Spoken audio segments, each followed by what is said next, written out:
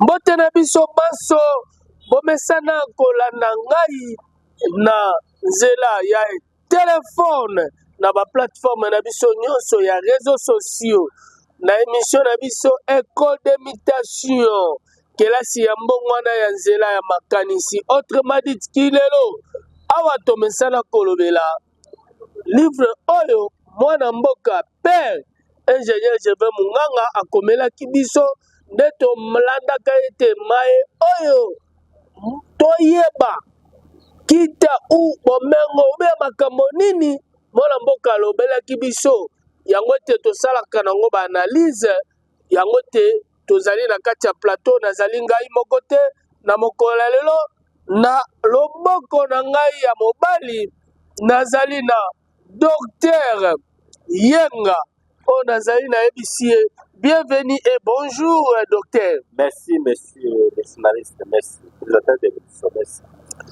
Merci.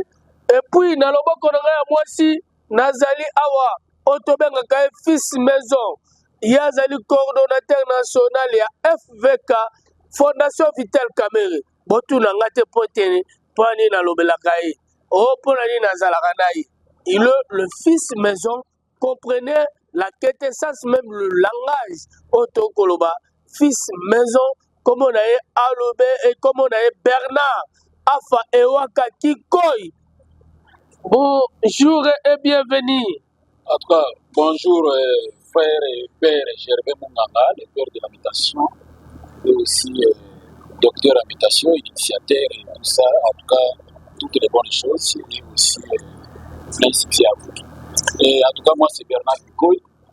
Va profiter de l'occasion, parce qu'on parle d'habitation, hein. Avant de compte, on a profité de l'occasion. L'habitation, c'est le changement.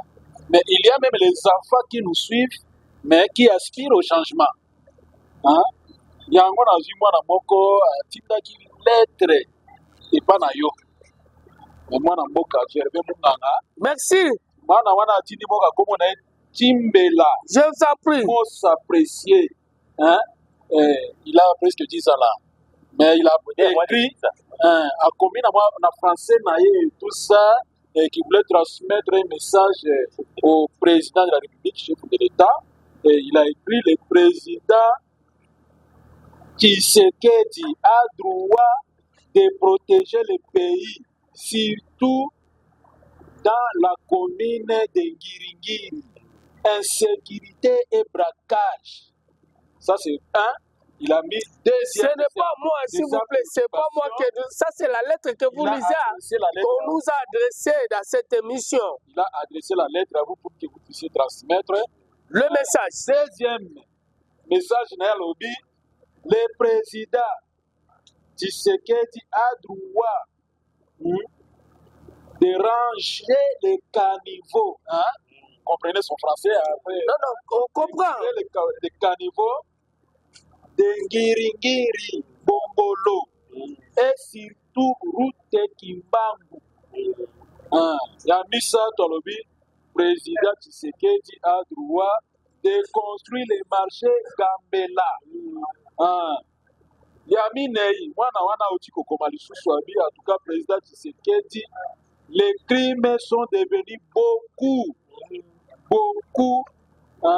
de tensions dans la ville de Kinshasa. Merci. Wana mukia sali ba observation na ye a komeli rédaction soit de chaîne à télévision école d'imitation pour que non makanisi na ye pe message na ye ekomela mokonzi ya mboka Félix Antoine Tshisekedi Tshilombo. Je pense que mwana wana il a écrit à son français, mais nous avons interprété tel que nous avons compris ses préoccupations. Normalement, nous les saluons là où il est dans la commune de Ngiringiri. Et tout ça, c'était ça ma préoccupation. Tel que le président mais on a profité d'un peu de kaka. Merci. Ngapa na olingana tala nanu namoni oyo yaki po awa na komona biloko monsieur ezali namoni pe ke mwana komi hymne national côté wana bare TV ezali radio te ndenge bandeko nyonso balobaka tokolakisa yango na ndeko namoni pa komi debout congolais po ezali eloko ete bamemeli biso batindelaki biso illustration ntango tokolobaki bato bakolanda biso na kosepelaki oyo ete tobengaka héros dans l'ombre azwa yango. Ce n'est pas à nous qui disent ces histoires, c'est l'illustration qu'on nous a envoyée. Na mwana oyo azali moins de 10 ans bandeko toza na bango abayebi esika mukanda oyo eyaki epuis alobi sikoyo ete na suka awa namoni akomi accord avec Monsieur Timela ye moko Timela, Madame Merveille, Madame Benin, Madame Mireille, Papa Albert, Madame Priska et Maman Zinga. Bango nyonso komona bango ezali ete Mireille Zinga topesi epe mbote pote mosala oyo bakomiselaki biso ezali mwana oyo azali na 10 ans. Moins de 10 ans.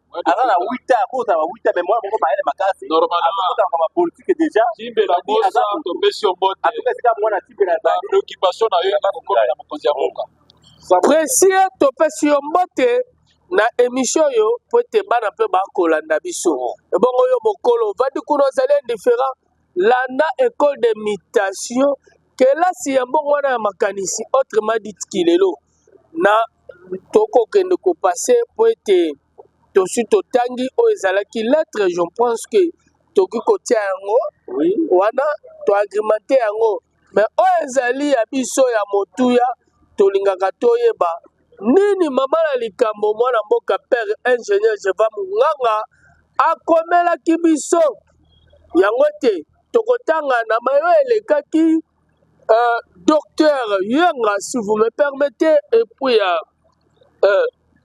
Bernard Afa Ewaka, si vous me permettez, avec votre accord, moi, c'est moi qui est dans le plateau, le maître de plateau, mais je pouvais vous demander, si vous pouvez me permettez que Bernard peut attendre yango po tosukaki na page 46. Tolobaki ete toko continuer sur la page 47 po ete tozali na livre ezali awa oyo ete tokolobela paradoxe africaine, hier n'est pas aujourd'hui ni le lendemain, mutation, la vie c'est l'amour, et puis que ne quoi tangue la biso page 47 papa.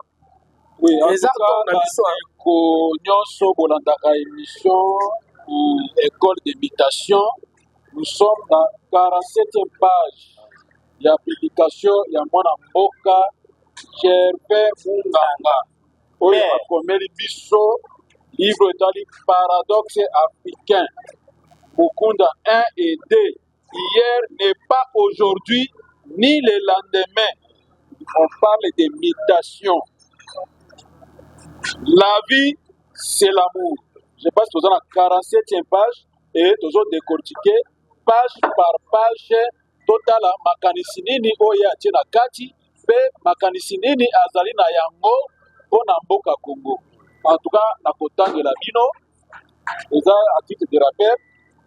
Hier, parce que tout l'écrit na page 47,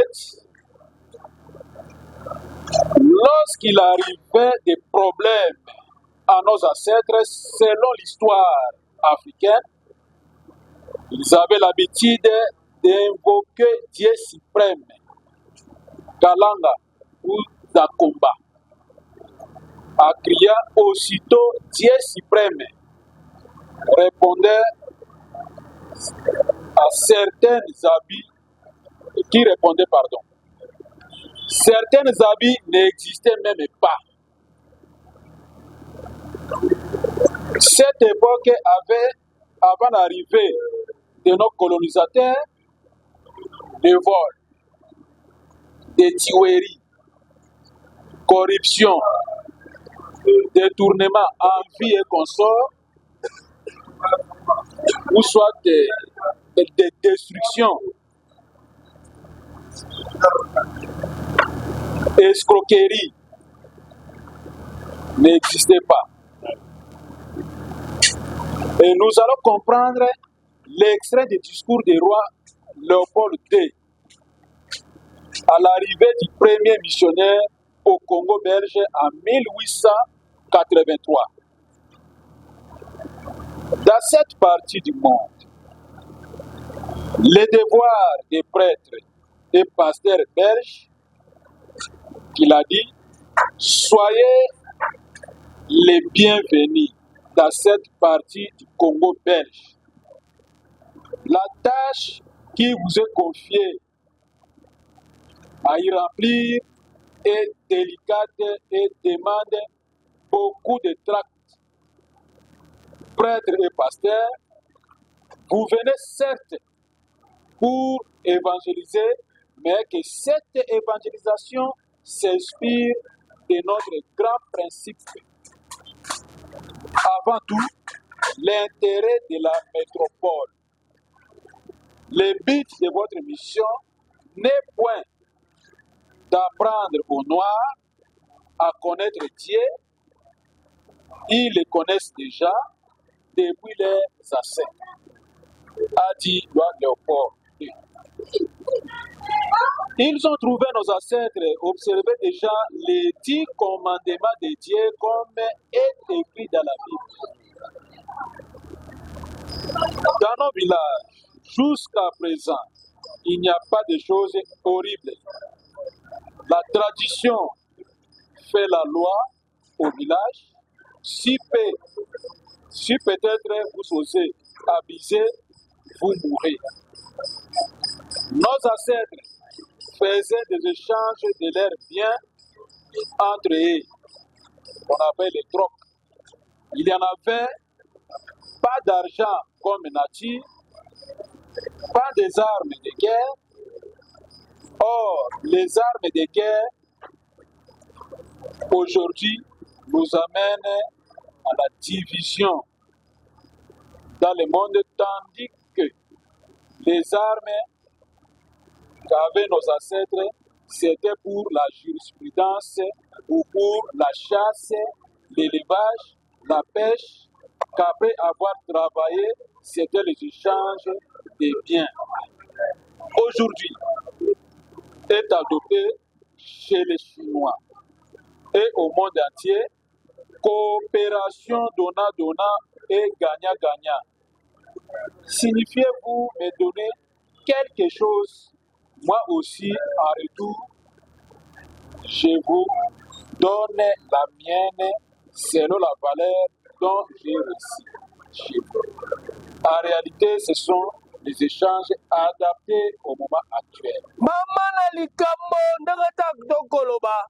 Merci beaucoup Monsieur Bernard Afa Ewaka na ebete nga na simbi awa makambo ezali misato oyo ete nga na simbi nayebi te na mayo ete illustration oyo mwana mboka Bernard Afa Ewaka na rappele biso awa tozali na livre awa tozali na ouvrage Paradoxe africaine, hier n'est pas aujourd'hui ni le lendemain. Mutation, la vie c'est l'amour. Mukunda 1 et 2. Na Mukunda 1 et 2. Na kati ya ouvrage oyo. Tozali na 4 chapitres. Na Mukunda 1. Tozali na 2 chapitres. Na Mukunda 2. Tozali na 2 chapitres. Lokola ete bandeko ba mesana ya ngwele. Ba mesana koloba. Au lieu baloba volume, au lieu toloba volume, tope toloba tome, biso lokola tozali ba pan-africaine, biso tokolobela be Mukunda. Na koloba teke o tome, parce que tome pas comme APK botolo kwa biso, pote na benga ngo désorientation psychologique et mentale. Yango te biso tolobi ete Mukunda. Mukunda qui signifie le volume.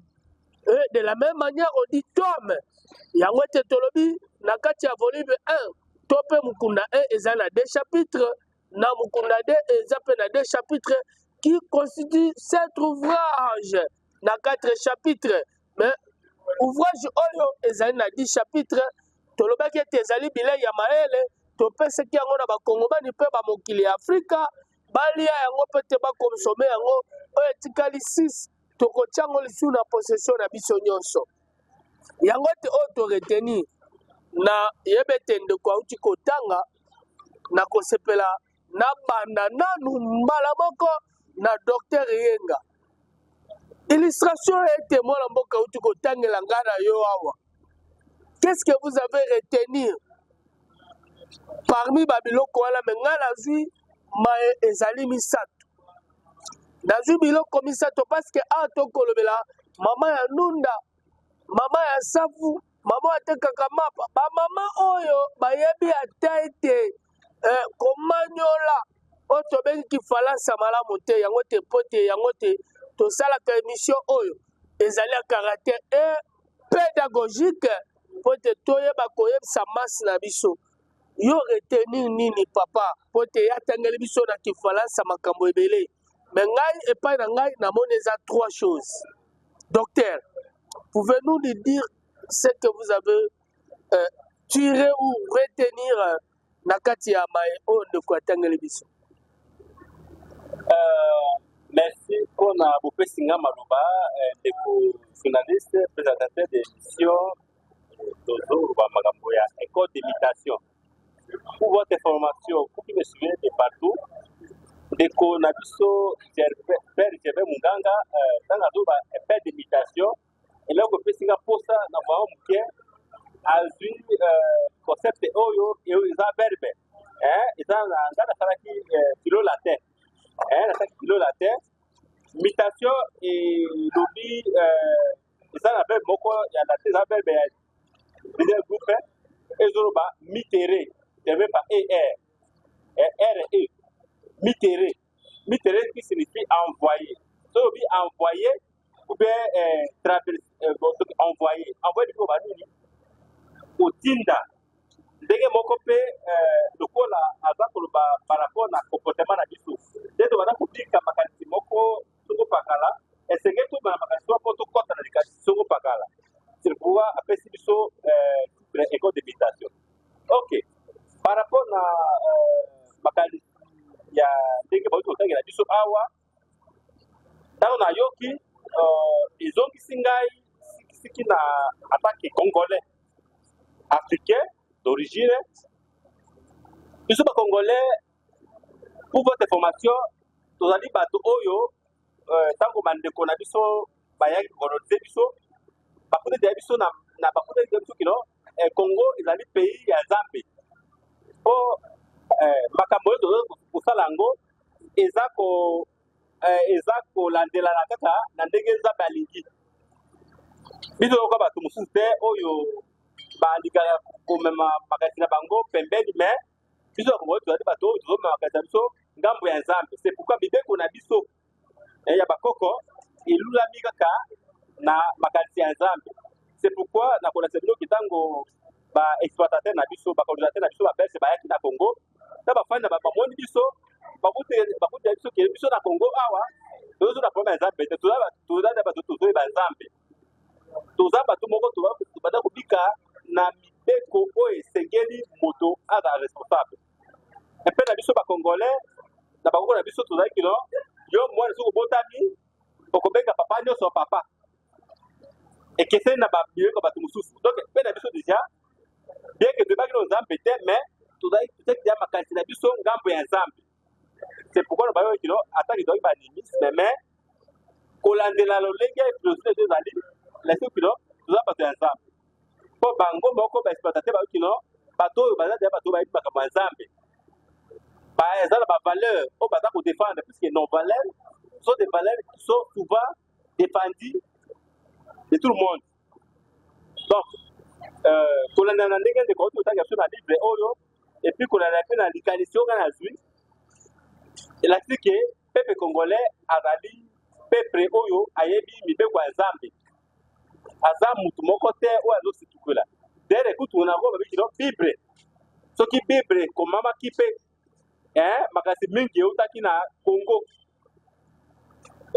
puisque soki otaki bible okomona ke makambo ekomaki na kati ya bible ezali makambo moko oyo biso tosalela yango kala tozali deya na yango déjà ntango baexploitateur oyo bacolonisateur biso badécoration babelge bayaki na mboka ntango batali na politiki na bango omoni kilo bato déjà eza ta inutile koyebisa bango Nzambe puisque bango babi deya Nzambe biso peuple congolais toyebaka keno toza na bomo toza kobika toza kopema eza mpo na nzambe donc nzambe nde azali nzambe mokeli na ndeko ya nzambe elobi ke koboma te kolinga mwasi ya moto te koyiba te kolula te donc mibeko nyonso moïse azwaki yango décalogue oyo tobengo décalogue oyo moïse azwaki yango na ngomba ya sinai ezalaki déjà mise en œuvre mpo na biso bacongolais donc biso bacongolais ata azwaki na bible te mais mibeko te ya mboka ya afrique ya congo elakisaki déjà ke toza bato toza kobibela eza puisque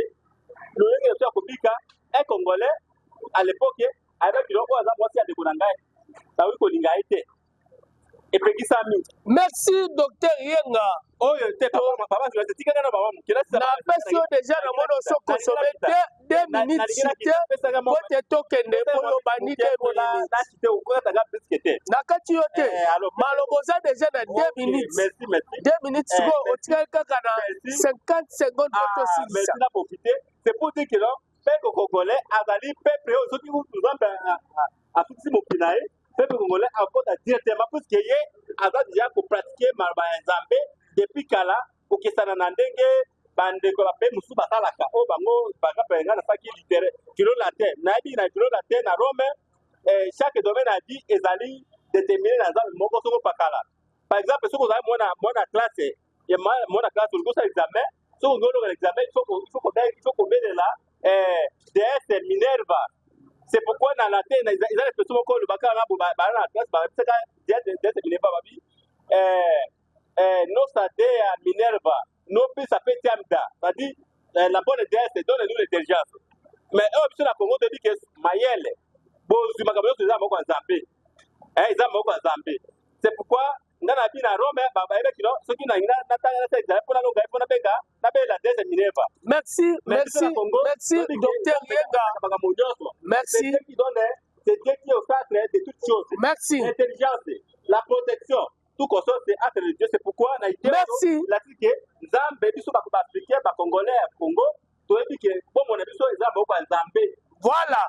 Docteur Yenga, merci. Na mayo chukoloba, j'ai compris vite que ozaïna nous na premier point. Na sepeli mingi pote na moni ete to soulever ne quoi soulever biso 3 points. Na 3 points wana docteur Asimina no o ezali premier point. Je vous rappelle, c'est un médecin.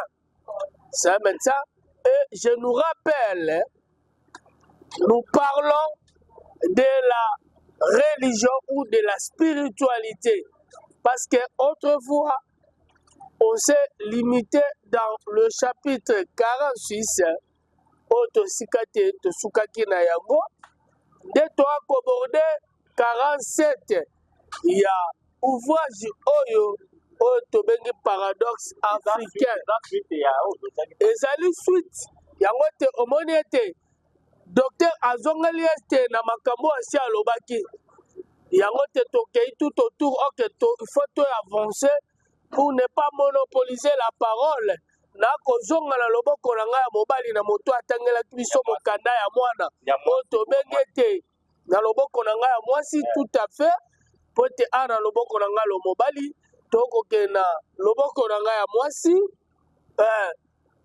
esika ndoka atangelaki biso mokanda oyo po ete mpe totuna ye mpe biyano eloko nini oyo ya retenir na mayeye atangelaki biso toyoki ete docteur Yenga asukisi biso na niveau ya premier point po ete ngai namoni ete ezali na 3 points oyo ezali suggéré parmi l'illustration de ce que l'ami nous a dit.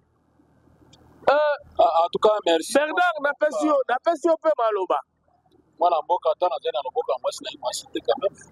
Te wana tokoloba toyali awa tozali biso misato c'est moi qui est au centre nalobi ete na loboko na ngai mwasi na bengo te ete mwasi pour ne pas confondre les histoires tozali awa na kati ya spiritualité yo nde moto kolobela biso natangi nasosoli mpe nakolimbola moke oyo ngai nasosoli. La première des choses on a retenu, d'abord la conception de Dieu selon nos ancêtres. Hein? Quelle est la philosophie, la conception de Dieu selon les Bantous, selon les peuples noirs africains. Je suis Bantou. Et donc, on a balé, on a tangi, place, on a moni, sous évangélisation et colonisation. Colonisation, il y a qui? Après, évangélisation, il y a. Et là, on a une colonisation, bah, sengi, na ba évangélisateur, au ba yé, au ba sala, na mokidio. Troisième question, natali problématique liée na ba anti-valeur. On va comme na époque wana moyibi ezalaka te. Kindumba ezalaka te. Hein? Moyibi détournement ezalaka te. Ba anti-valeur c'est que ba anti-valeur wana ezalaka te. Ezalaki kutu ata osali yo babengi inceste. Okosibi. Hein? Na ba châtiment, na ba punition. Hein? Ya ba coutume ndenge ezalaka et tout ça.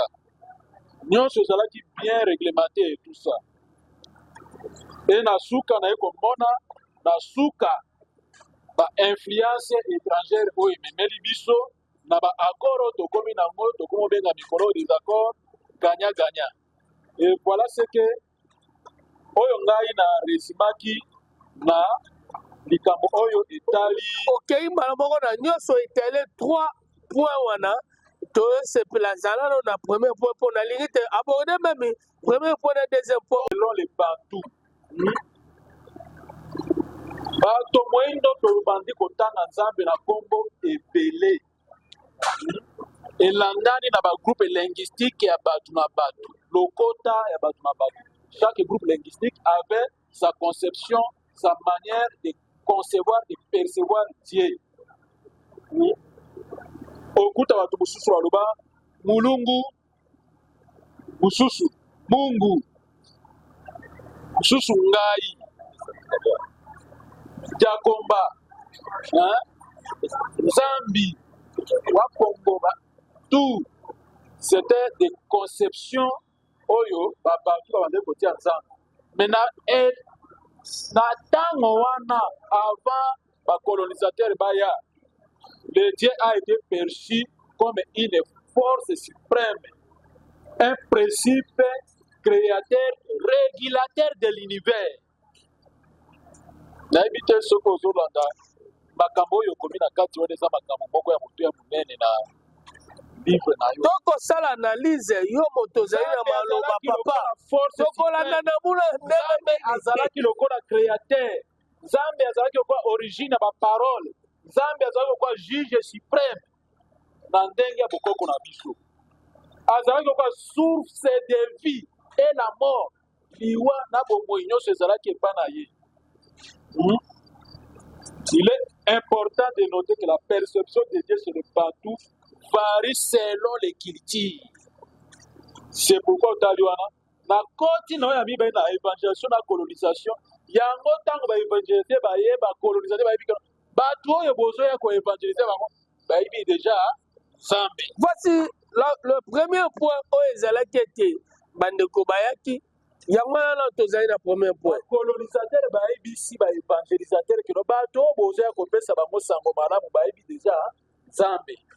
Toyebi ke na Congo église ya Mwekota ezalaki ba protestant, après ya ba catholique eko bana eko soit autant na boma ba protestant, après na Léopoldville catholique, après ekei wana yo moto koloba yango aere wana islam ekotaki kote oyo bazalaki baarabise banini et tout ça bayebi déjà Nzambe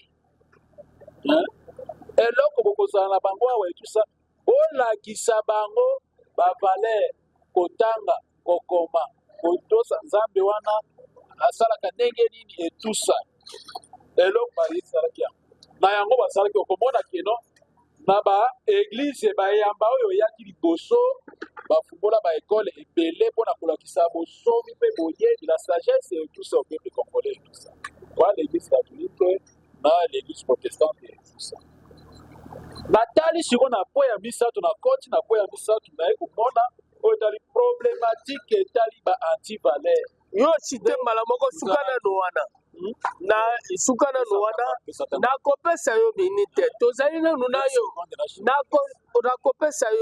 nakopesa yo nalobi ete mpo na premier point tomoni ete bakolo baye osi oetale biso yango nyonso ntango ete bakolo baye bakomprendre ete biso bakoko na biso po ete ntango tokoloba il faut bosoulever point wana c'est comme si vous ne mentionnez pas il fallait accentuer boyebisa ete mokili bakoko bazalaki déjà à l'auteur ya koloba ete bayebaki déjà nzambe oyo ete bamisusu bayebaki nzambe te na bisika nyonso bakolo bakendaki yango te ntango roi Léopold II aye koyamba bapremière oyo bazalaki bareligieux là nous faisons allusion baprêtre baévangéliste donc etc c'est-à-dire bato nyonso bayebaki liloba nzambe meme na bamusulman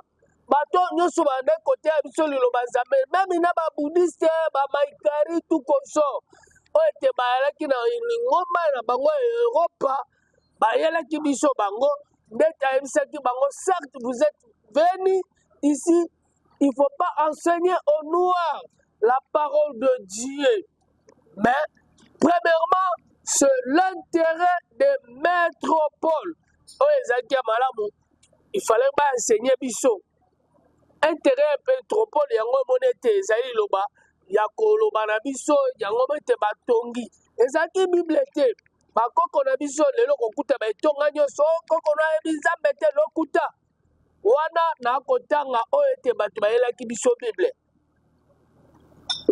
bandeko na biso baobservaki déjà bibilia du commandement de Dieu à l'époque et puis ntango bango baye basali baetini na bango babi te bato bayebi deya nzambe to te ya bango nzambe te mais to te ya bango ezali intérêt na bango oyo babi intérêt de métropole ezalaki intérêt na bango intérêt na bango ezalaki ni tozoba bango po te soki toyebisi bango vérité maintenant nous chutons dans le deuxième point parce que ndeko alingaka etale troisième point po te ye alobi totongi baekole mais ezalaki bazoba nanu peuple noir bakosa biso po te ngai nabaki mosala oyo ezali mosala na ngai te ezali mosala ya bamvuluzi ezali mosala ya bakoko ezali mosala ya bangunza ezali mosala ya bapanafricaine oyo ete mbalasi oyo ete elekaki ndeko alobaki baeglise de Toctone là je me carne était qu'un prophète oyo ete nakoyebisa bino po te na kati ya livre oyo tokoloba makambo ebele yango te s'il vous plaît est-ce qu'il y a du calme na zongi nalakisi ete nga azali panafricaine soki ete nalobi que je me carne était qu'un prophète bakoyebisa yo ete Emeris Patrice Lumumba dans la spiritualité c'est un prophète yango ete bato bayaki koacheve makambo na ye ezali ete lokola bamandela parce que vous me prenez tant qu'un politique yo ozwingaka politique mais nayebisaki yo awa okosala mosala te soki oza na spiritualité te ngai naye kaka kopesa maloba soki yo boyi yango ozeli ngai nazala na kati ya église na yo po te nayebisa qu'est-ce que on entend parler de la prophétie kozela ngai na église te eza makambo oyo oyebi te me barevele yo c'est ça la prophétie soki français yango eza ya kombrie bozongisi ngai po te tokoexplike mama ya oyo ayebi lingala ayebi kifaransa yango bien te yo tuninga yo ozali prophète tozongela yango ya c'est ça maintenant le débat c'est ça ce qui suscite le débat dans le deuxième point parce que nabai towana 3 points wana tosigere premier point toaborde biso nyonso yo kotaki na deuxième point aye lisu alobi ete ngai nazali prophète kozonga prophète na kati etonga te atoya na kati etonga te toteya liloba mais je vous révèle quelque chose ce qui est révélation en bon français on dit c'est la prophétie en spiritualité on dit directement c'est la prophétie si ce n'est pas ça okoboya oyebisinga tozali na kati ya plateau si ce n'est pas ça docteur Yenga il maîtrise aussi parce que la spiritualité maîtrise aussi la langue de Molière. Parce que il ne faut pas enseigner au noir. Ezali, tout n'a pas même Moutounion soit sali obino. Ça, en fait, ce n'est pas la philosophie. Oya kotanga livre oyo mala na mala eza philosophie te. Oyo eza mutation. Philosophie eza pe na yebe sika tiramaki source. Yango te toko tuna pote de quoi tuninga ngana prophète. Ngana bi ce que je parle c'est la prophétie. Soki eza mabe bo retirer nga eloko wana. Na yebite nazongeli nanu ye. Langage na lobi eza mabe natunaki oza prophète parce que lobi keno makambo na ye kosala ezali prophétie te makambo na koloba yango natuni yo na bino kwa yuda oyo batunaka mwana nzambe wana ere ya nini keba yo ozali mwana na nzambe natuni yo ozali prophète mais osali badéfense moko très musclé pour défendre en tout cas l'idée de l'auteur, l'esprit de l'auteur, net et komami na paradoxe africain. C'est ça, dans la conception de Dieu, selon les Bantous, on met à l'écart.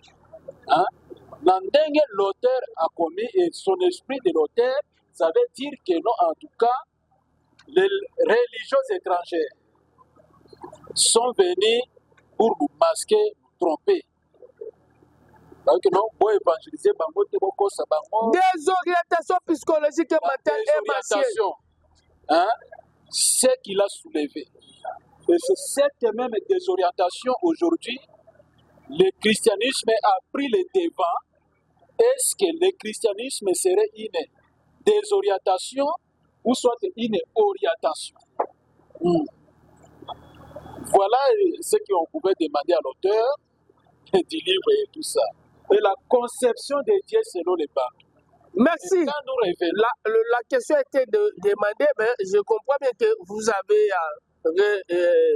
donné otuni o ezali normal, mais tolingi tozonga isaïsou malobe pas docteur Yenga parce que yo 8 minutes belé, plus de 5 minutes. Docteur Yebsa biso na mai ote ya lobeli biso. Omoni ndengani parce que ya lobete. Est-ce que yo comme prophète oya défendre tozongi serke maloba poto loba parce que toloba kete oto koloba wa ezali ba révélation. Or la révélation ou les révélations plutôt ezali pe prophétie pour eloko batu ba yebite. Ou bien batu ba bosana ke zete ke batu ba yebite mais batu ba mungaki biso to yaka poto rappeler l'oracle du Seigneur. Maloba ya Nzambe pote balobete biso moto moyindo azalaki déjà l'auteur. Jamais au tout côté il Nzambe parce qu'il observait déjà ba commandement ya Nzambe ndenge to komi yango. Omoni boni papa. Oui, merci journaliste Bel Gervais Munganga pour na tosaka mingi par rapport na surtout na tosaka mingi moni eza moindre te. Moni eloko c'est que ba congolais ba s'approprier nango. Biso ko tana kati eloko yo tango tsaka mpala liboso. Ezaka on dirait folie mais moto ndenge nini. Aza koloba boye azwa boye mais si matango na tangi libro de na moniki donc yo oza na niveau ya komema batu babima makaso bazaki nango ba mata mwa likolo muke. Donc Mitterrand a envoyé le commissaire Basesika tout pakala on a ko lakisa bango makamoko bomanaki oyo que population e moko ba ko batte. Alors par rapport à la question ya tuna ki ponga na zunga no ba parce que yo za prophète après question wala papa naza avocat ya ndeko Gervais Munganga te mais au moins denga na yebeli denga na sosoli likambo na ko benga prophète ngai personnellement na ko benga prophète na benga prophète pour nini parce que ezala makambo oyo ezalaka déjà mais le col congolais babi ezala dashi bo babi kino si vous voulez cacher la richesse chez congolais mettez ça dans un livre pour congolais les gars kotanga te alingaka papa ya kozwa $10,000 oyo ozwa $1,000 okende na masanga ya meli nzokande ba $10,000 ba $1,000,000 ya malamu ozali na kati ya bible na kati ya balivre congolais soki okopela likambo bombe na kati ya livre nzokande papa jebe munganga ingénieur père jebe munganga oyo azwi occasion ya kolobela biso ngala kobenga ye aza écrivain te aza prophète puisque makambo oyo na kati ya livre oyo eza makambo moko oyo eza existaka déjà mais lokola congolais atangaka makambo te alingaka oyo ezali le présent ebele makambo ezali fale congolais ayeba yango mais papa père jebe munganga akomeli biso mpe aza koleka chaque fois na baémission mpona koexplike biso eloko oyo ezali nga nabengi aza prophète puisque quand il dit des choses par exemple ntango bandeko na biso bapapa na biso bacolonel na biso babelge ntango bayaki na congo netini na bango nde na baki liboso awa bango nde kende congolais aza moto oyo avance makambo na ye lolenge na kobikela aza kobikela makambo lokwa moto amaîtrise bible donc nous on avait déjà Jésus on avait déjà la spiritualité bien avant ozomona donc congolais aza moto na yesu te kutu nga banga biso kila lo suka mokili yei kosoki tozwi mibeko na biso ya mboka oyo tosalelaka me na village na biso atuka meme na village bakoyoki no omoni okoza mwana obotami papa nyonso aza papa na yo mais ce qui est différent na poto na france mpo moto abengo papa il faut bota ye mobimba il faut bota mpenza ye okolisa ye nde abengo papa mais biso zali na afrique mimini na congo toyebisaka deja bana biso kende okobotami ngai naboti kaka yo mais bapapa nyonso okomona bango baza na tai na ngai baza bapapa na yo bamama nyonso oyo baza bamama na yo bo nyonso babotami liboso oyo baza bayaya na yo mpe bao babotami nsima oyo baza baleki na yo donc biso deja culture wana culture morale na biso eza participe me bible merci docteur Yenga bapekise na bible bazali nde bacongolais il faut que tout monde entier eya nde kopesa biso droit d'auteur soki bakomi bible ezalaka nde exécuté na congo or soki nakei na chine nakei na japon nakei na inde nakei na rome na greke kuna bazalaki na banzambe ebele mais biso tolikeno nzambe azalaka bomoko. Merci docteur Yenga. Merci. Azaka ko révéler biso makambo ete. Oza prophète. Biso makambo suso ete. Oza prophète. Tokoloba yango. Biso na yambi yango pote eza mokola lelo te na rappeler lisusu biso livre oyo ezali livre mote que tolamuki tokomi yango. Ça fait déjà 6 ans tosololi na bato nyonso. Tosololi yango. Bandeko mosusu balobaki ete nakutana na bango na niveau ya assemblée nationale nakutana na bandeko mosusu bazali bon excusez-moi pour le terme peut-être moi sagesse yalaki te ou abandaki kocomprendre te livre oyo alobi ete ya komi bikoma or awa ezali envoyé ndenge ndeko apesi biso alobi ete mite j'aime biso tokoloba mutation ezali travail de routine ezali travail de mémoire comprenez que moi ici soki botangi komo nanga malamu moi je suis un ingénieur je pratique souvent beaucoup plus oyo ete tokobenga géométrie descriptive. Or géométrie descriptive a été créée par Monge. Or Monge lui-même c'est un travail de mémoire. En réalité, même si on me parle de la philosophie, beaucoup plus à ma gauche, je suis avec Bernard Eoka, il y a même beaucoup plus ma thèse. Il y a philosophie, ça ce n'est pas la philosophie. La philosophie a tiré source même dans la géométrie. Wana botanga babuku ebele, boko comprendre que pour être ndeko oba kobenga Socrate a se démarquer. Il fallait que nous akende liboso ya ba géomètre pour atala à résoudre travail o ezala ki géométrie o ete bande ko mususu pesa bango mokokoso desika lobaki toi-même pote bateli ba biyoza géomètre te ndenge ni do combien wa nini olo bana biso biloko connais-toi toi-même wana ezali okoyeba soko tangi babuko ebele landa ba grand philosophe ebele bakoyebisa yo yango te biso mpe totire source en étant un ingénieur balobi aller dans l'espace, prenez tout ce qui est dans l'espace, mettre dans le pire. Okay. Or, soki babi na nga nazali na bino atolobi tokende dans l'espace tokokendeli ezali biloko ete tokopumbwa na makanisi yango te ntango topumbwe c'est une personne morale et une personne physique. Cette transformation je l'appelle la mutation. Moi je le nommé la mutation bokamonte na bandaku ou bien bisika nyonso bokolanda nga babenganga perte de la mutation. Eza père peka bongo te pote bana bisika nyonso natambola na baéditoire bisika nyonso babengaka père et puis je suis père yango te yango topesi bino bilei ya mayele oyo eza tokobenga mutation ezali ete bikomakoma te obe totie tokolobela parce que na kati ya bible oyo tolobaki même vous êtes un pasteur, même vous êtes un docteur, tout ça bokoya bokotanga livre oyo ezali mpona moto nyonso. Mutation za kosalama mpona moto nyonso o médecin o avocat juriste o philosophe ezali mpona biso nyonso yango te tozongi mpo te tokenda koshite totikali na maloba mingi te tokokende epai ya ndeko Bernard Ewaka Kikoi tokende na troisième point s'il vous plaît. Bien. Paradoxe africain. Bokunda 1 et 2. Omoni na livre oyo soki natunaki ozali prophète lokola Yuda akotuna Yesu c'est la connaissance des causes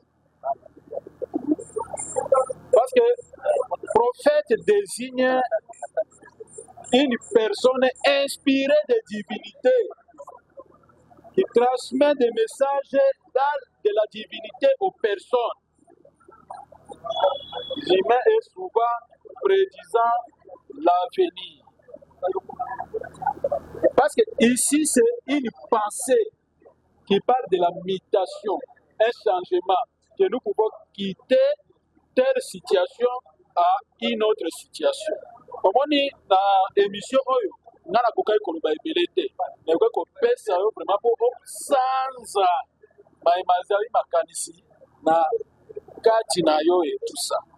On va se retrouver dans le yo zali penseur, précurseur de la mutation. On va y faire la continent likambo on peut nazali quoi pionnier à mutation. Pour que to kende to zala na kati ya changement et kende na bombwana. C'est à votre bombwana ya makanisi. Ce qui total ici, il faut citer dans le troisième point, et tout ça, problématique est anti-valeur. Oyo Italie, anti-valeur. Yo le baki, liboso moïbi ezala kite, ba viol ezala kite, ba détournement ezala kite, makamwana ezala ki anti-valeur. Mama na likambo na kati ya mission oyo na kati ya livre. Ba inceste, zoko sali inceste ko subir ba châtiment. Kanda ya ba ancêtre bani ba bodo sala yo tout ça oyibi ezalaki na ba punition na yango mais na minute oyo moyibi ekomi légaliser tout ça mais l'auteur détournement eki na croissance moko détournement à grande échelle na mboka na biso kinduma kende paka juma kota awa na kende bakote ya bongolo kota na batinele wana kota nanu na lemba kote ya cheche oke na lemba kote ya cheche bon na otanga basite nyonso te quand même parce que biso towa bachercheur banini et tout ça lolenge nini okanisi lolenge nini kolongwa na situation wana eske kanda ya nzambe ekoki kokoma na kongo te lokola sodome na gomore. Merci po ete tokotala tv ezali ngonga ndenge ndeko akotala biso po ete tozali wana liboso tokomona lero da l'ombre akosala biso déjà basine awa tokei na troisième point toshite mwa moke papa une minute po tosite na une minute oza na 30 secondes olobi et puis opesi mbote na yo 13 secondes opesi mbote na yo po te namoni ete todepase déjà ngonga yango te napesi yo na maloba po ete tozali na troisième point esika tokoloba parti valeur eleki oyo ezalaki epai na biso te epuis ochite mbala moko na kopesa bambote. Merci ingénieur Père Gébé Munganga mpona kopesa nga maloba namoni ndeko na ngai Bernard Koy azolanda mpe ngai na bandeko mosusu nyonso elede ya ombre namoni mama na biso aza kuna nsima kuna ok mama apuka esika ozwami na pesi yo mbote mais néanmoins nazoprofite mpona koloba omoni ntango biso baafricain surtout mingi bacongolais mpoka naza congolais so namoni nayati lelo cravate oyo eza korepresente drapeau ya mboka na biso puisque drapeau erepresentaka mboka mobimba nati ya mboka mobimba po ngai nazali congolais vraiment 100% du pays de la mer.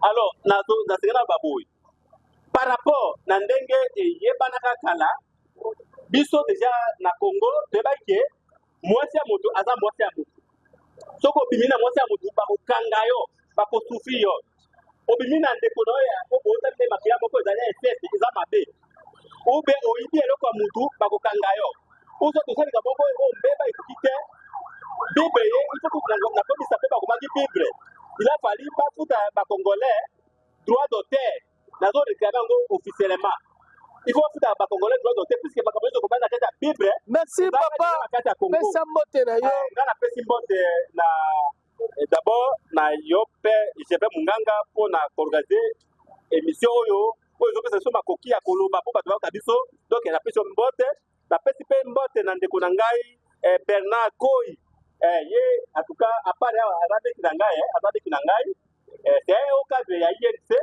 napesi mpe mbote mingi na ndeko na ngai mokonzi na ngai oyo nalingaka ye mingi kutu napesa ye kombo ya mwana na ngai azolenga mavita kamere lokaningi likingi aza na ndako azolanda ngai donc napesa ye kombo mpona ndi puisque esika vita kamere amona aza mutu moko ya mayele soki eza na bapolisi eleki te pi tika kokata baloba te napesi mpe mbote na mwasi na ngai mwasi na biso bien sûr mpona bisa propriété kombo na ye anayedo kase de Catherine mama ya bana toboti nde bana sambo moko akufi petutika na mama Catherine topesi yo mbote na plateau topesi yo mbote merci mama ya présentateur émission aza nsima mais yo za mutema merci bato ya INC nyonso bazolanda ngai Eli Mulumbe coordinateur national ya INC ya tenere ya masoke oyo afandi ma INC na mboka lelo na partout na Congo bazoloba makambo ya tenere ya masoke ezali selile oyo ezotravaille na baassociation solingi ekota na INC boyei bokutani na biso tokomema bino mpo mokonzi Vitali Kamere aza na bakati ya malamu. Merci docteur merci tozali motema mabe te ezali mosala tokosala ntango kopesa mbote ezalaka moto na moto na bato na ye oyo azali na bango na moto tokei kopesa mpe ndeko Bernard na olinga tozala très professionnel 30 minutes na yo epo ezali 1 minute 30 minutes na yo mpona koshite na mpona biso ya misato epuis 30 minutes na yo mpona koshite mpo esala biso 1 minute 60 secondes yango wana eza 60 secondes 1 minute tokei yo mpo silisa Bernard afa ewaka. En tout cas, merci beaucoup ndeko Père Gébé Munganga. Nous avons décortiqué en tout cas page 47 paradoxe africain, tout dans 1 et 2. La vie c'est l'amour. Et en tout cas, nous avons épinglé certains problèmes liés à la conception de Dieu selon les ancêtres, l'évangélisation avec la colonisation, la problématique des antivaleurs et l'influence étrangère que nous n'avons pas aussi beaucoup plus décortiqué et tout ça. Et parfois, vous avez dit... nous allons revenir sur ça et j'aimerais assez que nous prochainement à l'émission, c'est vous qui êtes l'auteur du livre et nous pouvons lire le livre et vous poser des questions pour que vous puissiez ressortir et faire comprendre au peuple congolais quelle soit la quintessence de votre livre, de votre pensée et en tant que penseur, précurseur et tout ça de l'habitation. Mais pour chuter pour le moment, en tout cas, merci. Mes salutations à tous les Congolais qui fêtent hier et aujourd'hui 65 ans d'anniversaire de notre indépendance. et aussi à toute ma famille, à Kisangani, ici à Kinshasa aussi. Aujourd'hui, même, je vous salue aussi. Bonne fête de l'indépendance. Et je salue maman Mireille Dinga, Miraes. En tout cas, là où elle nous suit, en tout cas, toutes nos salutations. Et aussi nos honneurs.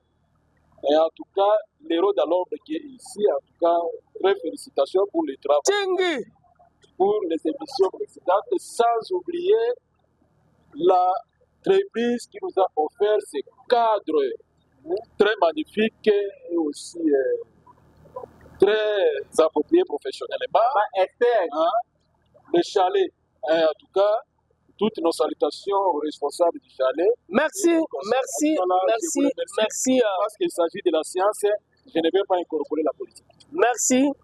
Nasepeli mingi ate tokomi na suka boyoki ete intervention ya po ete tobanda kolobela livre école d'imitation na boyebe ete bato oyo balandaka biso nayeli zu kopesa bino mbote po ete nabandaki na ebandeli awa tosukisaka bato ete baa na administration ingénieur Singi le roi d'Alambre tozali na mama Mireille Nzinga ye moto asimbaka ntimba ye nde moto asimbaka oyo ezali nyonso ya kati ya administration epuis ndenge nalobelaka biso otevele poloti ozonge zole kweli ni kweli bosolo kotikala kaka bosolo tojali elongo tosilisi baye chayo